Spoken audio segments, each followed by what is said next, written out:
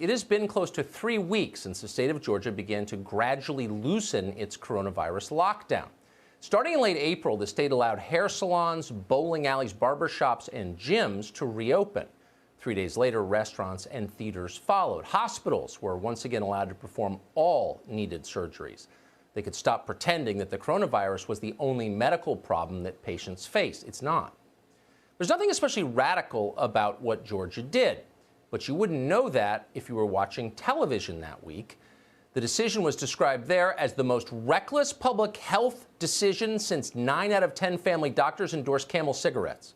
Untold millions would die because Georgia was reopening. The state of Georgia would be flattened by a tidal wave of corpses. It was that dangerous. Mark this day, wrote one longtime Washington reporter, because 2 and 3 weeks from now, the Georgia death toll is blood on Governor Brian Kemp's hands. Well, as it happens, we did, in fact, mark that day. It was April 25th, 2020, when the reopenings began. That day, Georgia had 650 new cases of coronavirus. Yesterday, which was 18 days later, Georgia had a total of 555 cases of coronavirus. Infections and death in Georgia have been declining since early April. That's why they began to reopen it. There are still sick people in the state. There will be for a while. Some of them will die. But as of tonight, Georgia's numbers, the actual numbers, are no worse than the national average. And that tells us a lot. We should be thrilled by this news because it suggests that America can begin to return to normal, maybe even treat citizens like adults once again, and not court medical disaster.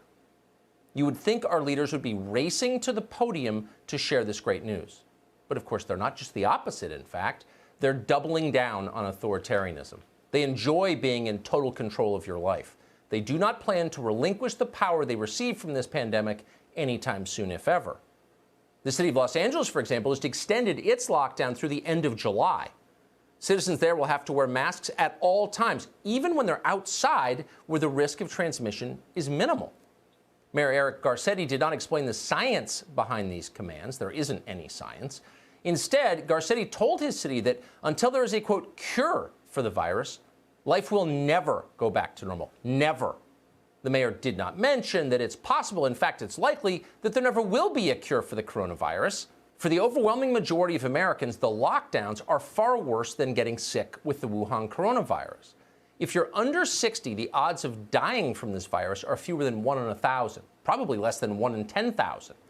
The odds, meanwhile, that government lockdowns are making you poor and destroying your life, those chances are far higher than that. Ask yourself, how many healthy middle-aged people do you know who've died from this virus? Maybe you know someone.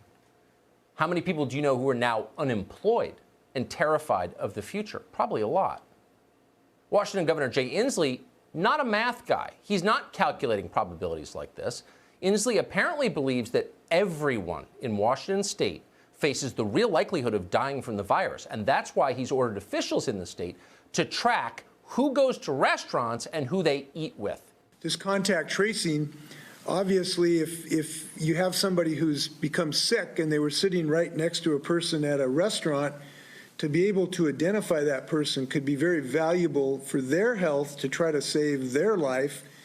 And so we've put that in place. Yeah, it's kind of weird that the authorities are taking notes on who you're having dinner with, but, you know, it's for the public health, so submit. Nobody in America is enjoying all of this more than Michigan Governor Gretchen Whitmer. It's always the most mediocre people who love fascism the most. These have been really political rallies where people come with Confederate flags and Nazi symbolism and calling for violence. This is racist and misogynistic, and I ask that everyone who has a platform uses it to call on people to observe the best practices promulgated by the CDC and to stop encouraging this behavior, because it only makes it that much more precarious for us to try to re-engage our economy, which is what everyone says they want us to be able to do. This is insanity, obviously, and at some point we're going to look back in shame as we consider it. Politicians will always seize the maximum amount of power they can. That's why they went into politics in the first place, to fill that empty space inside. The question is for the rest of us. Why are the rest of us allowing this to happen?